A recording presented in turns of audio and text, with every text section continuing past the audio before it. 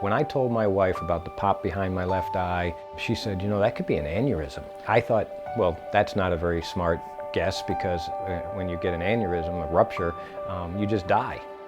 The sensation that I felt in my head that morning was something I'd never experienced and something that was so scary and so sudden.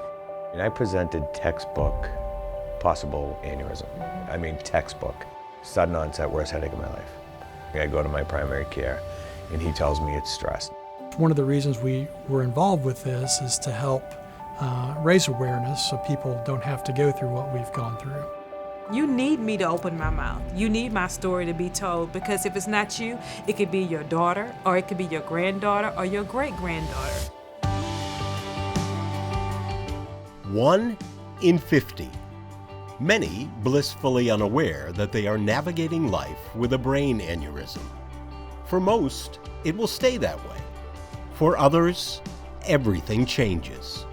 30,000 people a year rupture, and when that rupture happens, half those people die, and then the other half has some type of disability. Not only does it affect the patient, it affects the families and ultimately the communities and societies. 1 in 50 is a remarkable number, a remarkably large number. But the Brain Aneurysm Foundation can trace its beginnings to a small group of survivors connected by nurse practitioner Deidre Buckley. Patients would call me, you know, whether it's a headache or, you know, some cognitive issues, short-term memory deficits.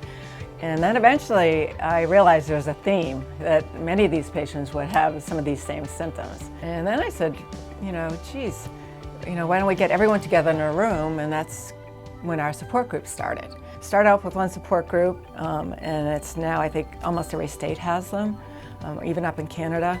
And I think that is huge. It was a patient who first had the idea to think bigger and form the Brain Aneurysm Foundation. The BAF soon became the resource for people like Scott and Cheryl Campbell after Cheryl's rupture in 2005. You know, just short of a year in the hospital, changes to the house, figuring out how to continue on my full-time job with taking care of Cheryl here at home full-time. If they didn't exist, I don't know how I would have handled it, because I just started getting more information through them and guidance on what questions to ask the doctors and nurses about the process. Like, I didn't understand the left neglect, why Cheryl couldn't see anything on the left side, and you talk to people at the support group or the foundation, and it's amazing how many people have similar things like that.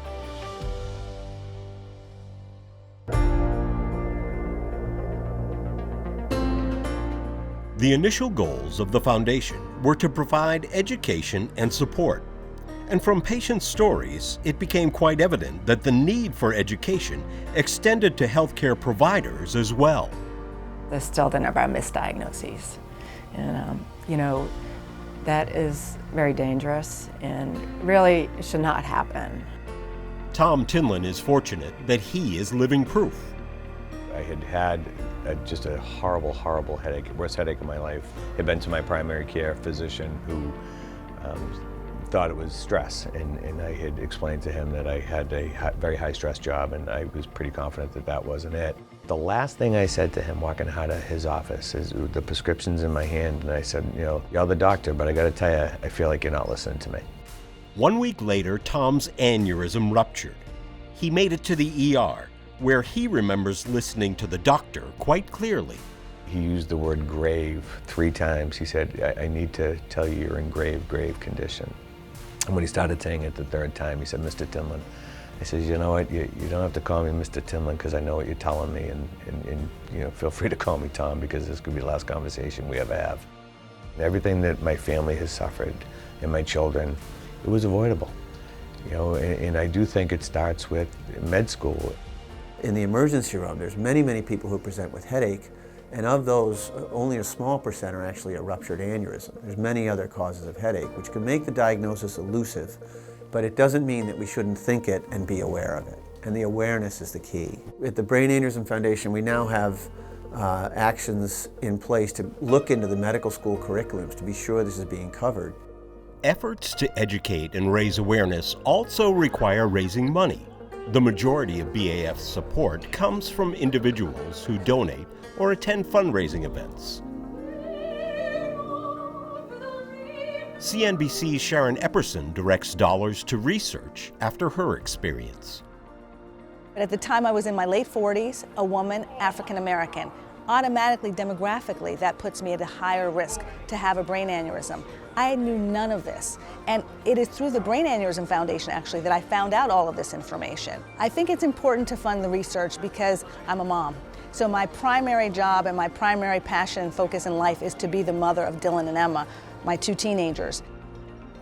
Ellie Helton was just 14 when she died from a ruptured aneurysm. Today, Ellie is the inspiration for the BAF's most ambitious goal, a commitment by the government to allocate dollars to research. It's really an underfunded initiative within the federal government right now when you compare it to a lot of other diseases and syndromes. Really, the goal for Ellie's Law is to drive an additional $5 million in funding over 5 years, so $25 million in total. That then goes to the NIH, and it's dedicated towards additional research into brain aneurysms. We think that she's probably looking down at us and feeling very proud, but yeah, it'd be a lot nicer to have her here with us as a survivor. In March, more than 200 supporters fanned out across Capitol Hill to share their stories with lawmakers on behalf of the foundation. Stories like Arlisha Albert's.